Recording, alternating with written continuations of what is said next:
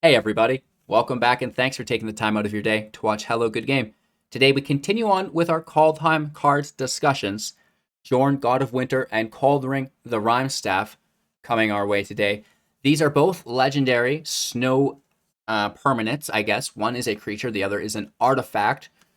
Jorn, the God of Winter, when it attacks, will untap each snow permanent you control, himself included, which is pretty cool. It also includes the Rimestaff. So you can see that it won't only be the snow lands that will be able to untap and, have our mana now available after the attack phase, which is really cool, but some other shenanigans as well, whether it be creatures, enchantments, artifacts. So we're going to take a quick look at those other cards that we can be untapping to take advantage of. But before we do, let's check out the Rimestaff. This is, again, a legendary snow artifact. We can tap it, and we may play a target snow permanent card from our graveyard this turn. If we do, it enters the battlefield tapped. This is pretty cool. We probably still have to pay for it, of course. But the ability to play anything from our grave, even though it comes in tapped, is quite nice. It says nothing about this having to be done on sorcery speed, so we can do this on our opponent's end step, which is quite nice. So, we're missing out on the potential blocker with it, but the summoning sickness won't be relevant because when we do it on their end step, then our turn comes and the summoning sickness is gone. So, I think the Rimestaff is super cool in the current Rogue Mill meta. They're going to be having to control our graveyard a lot more, whether that be with Elspeth's Nightmare, Cling to Dust. They won't solely be able just to mill and just disregard everything, right? So this is really nice and a way for us to capitalize off of all of that mill. And, even just organically, if it wasn't for the mill meta, I think this is quite nice just when things die, and then you've got recursion on everything from your grave again, which is really cool. Again, this is a snow permanent, so we can tap it, attack with Jorn, it untaps, then we pass our turn, and we tap it again on our opponent's end step for most effective use. And again, Jorn is untapping other permanents we control as well. So let's take a look at those really quick. We have all of these dual lands, which is quite nice, right? So that's going to make the mana quite nice if you're running a snow-themed deck. It's kind of like Wilderness Reclamation, where you've got 6 land, you attack, now you've got 6 more mana, right? Very, very cool to be able to spend mana on your first main phase, and then again, either on your second main phase, or better yet, on your opponent's turn. So the snow lands are great. We also have something like Faceless Heaven, again, a snow land, but a little bit different. Faceless Heaven becomes a 4/3 creature with vigilance, and all creature types until the end of turn is still a land. And then again, we do have to just pay 3 snow with that. Not that bad. We can get that attack in with it.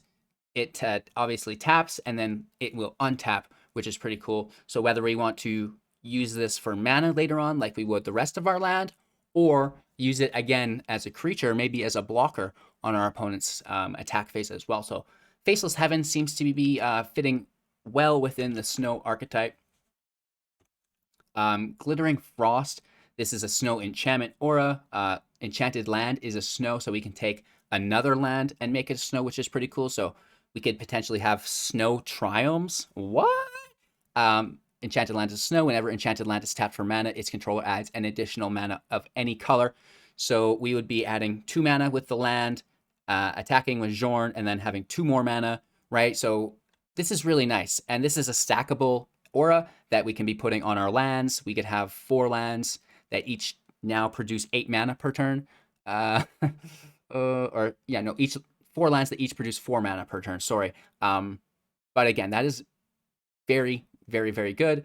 Moving on, we have something like Replicating Ring.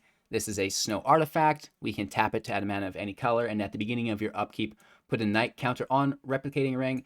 If it has 8 or more night counters on it, remove all of them and create 8 colorless snow artifact tokens named Replicating Ring with add 1 mana of any color.